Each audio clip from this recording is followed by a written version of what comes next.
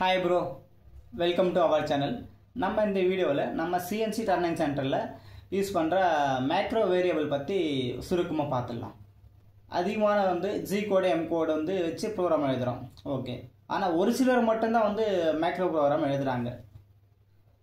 நம்ம CNC Turning Centerல எப்படி பேசிங் குருவிங் ஆபரேஷன் நம்ம ப்ரோகிராம் எழுதுறோமோ G கோட் M கோட் வச்சு அதே போல இந்த மேக்ரோ ப்ரோகிராம் வச்சு கூட நம்ம குருவிங்கான ப்ரோகிராம் எழுதலாம், பேசிங்கான ப்ரோகிராம் எல்லாம் எழுதலாம். ஆனா நம்ம G கோட் M கோட் வச்சு தான் எழுதுறோம். நீங்க இந்த மேக்ரோ ப்ரோகிராம் தெரிஞ்சுக்கிறீங்கன்னா ஒரு ஸ்கில்டு பர்சனா இருக்கலாம். இது உண்மைதாங்களா? நம்ம டர்னிங் சென்டர்ல அதிகமாக மேக்ரோ எதுக்கு யூஸ் பண்றோம்னா டூல் லைஃப்காக யூஸ் பண்ணுவோம். ஒரு சிலர் ஆப்செட்டுக்காக யூஸ் பண்ணுவாங்க. ஒரு சிலர் அந்த டூல் நோஸ் ரேடியஸ் இருக்கு பார்த்தீங்களா, அதுக்காக யூஸ் பண்ணுவாங்க. ஒவ்வொருத்தர் ஒவ்வொரு விதமாக யூஸ் பண்ணுவாங்க. G கோட் வச்சு M கோட் வச்சு ப்ரோகிராம் இதெல்லாம் கொஞ்சம் ஈஸியாக புரிஞ்சிடும். எக்ஸில் எந்த அளவுக்கு மூவ் ஆகுது, ஜெட்டில் எந்த அளவுக்கு மூவ் ஆகுது அப்படின்னு ஈஸியாக புரிஞ்சுக்குவாங்க. ஆனால் மேக்ரோ அது கொஞ்சம் ஸ்டடி பண்ணாதான் அது புரிஞ்சுக்க முடியும். இல்லை யாராவது சொல்லி கொடுத்தா தான் அது புரிஞ்சுக்க முடியும். இல்லைன்னா சிம்பிளாக புரிஞ்சுக்க முடியாது. Ash 545 equal to ash 545 plus 1 இந்த மேக்ரோ வேரியபிள் பற்றி இன்னைக்கு எக்ஸ்பிளைன் பண்ணிடுறேன் நான். மேக்ரோ வேரியபிள் இது ஒரு இன்க்ரிமெண்ட் மெத்தடு. ஆஷ் 545 அப்படின்றது ஒரு மேக்ரோ வேரியபிள். ஆஷ் 545 ப்ளஸ் 1 அப்படின்னு கொடுத்தோம்னா இந்த ஆஷ் 545 மேக்ரோ நம்பரில் என்ன இருக்கோ அதோட 1 ப்ளஸ் ஆகும். இப்போ எக்ஸாம்பிளாக நம்ம ஒரு பார்ட் கவுண்ட்டை வச்சுக்குவோம்.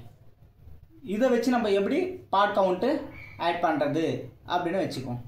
இப்போது ஒரு பார்ட்டு கம்ப்ளீட் ஆகிடுச்சுன்னா இந்த மேக்ரோவில் 545ல் 1 ஆட் ஆகிடும், ஒரு பார்ட் நம்பர் ஆட் ஆகிடும்.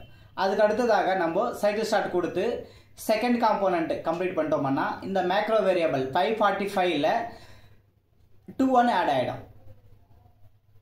அதே போல் இன்னொரு தேர்ட் காம்போனன்ட் கம்ப்ளீட் பண்ணிட்டோம்னா இந்த மேக்ரோ வேரியபிளில் 545 நம்பரில் 3 அப்படின்னு ஆட் ஆகிடும். இதே போல் நம்ம ஒவ்வொரு முறையும் சைக்கிள் ஸ்டார்ட் கொடுக்கும்போது ப்ரோக்ராம் எண்ட் ஆகும்போது ஒவ்வொரு காம்போனண்ட்டும் கம்ப்ளீட் பண்ணும்போது ஒவ்வொரு பார்ட்டாக ஆட் ஆகிட்டே வந்துகிட்டே இருக்கும். அதே போல் டூல் லைஃபுக்கும் நம்ம கொடுத்துக்கலாம்.